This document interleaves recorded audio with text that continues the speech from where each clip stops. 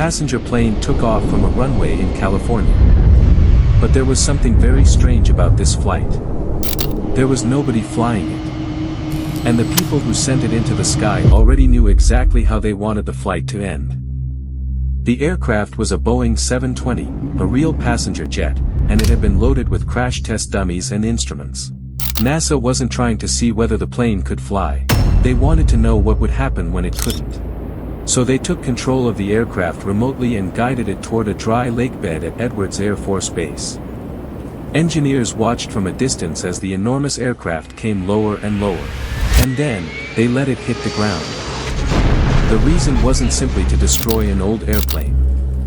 They wanted to see what happened to the cabin, the seats, the passengers and, perhaps most importantly, the fuel tanks during a real crash. One of the things they were testing was a chemical designed to stop fuel from breaking into a highly flammable mist after impact.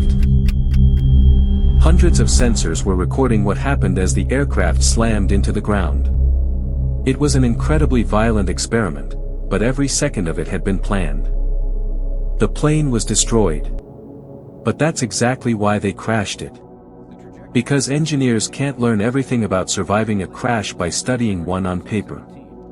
Sometimes, the only way to understand a disaster is to recreate one.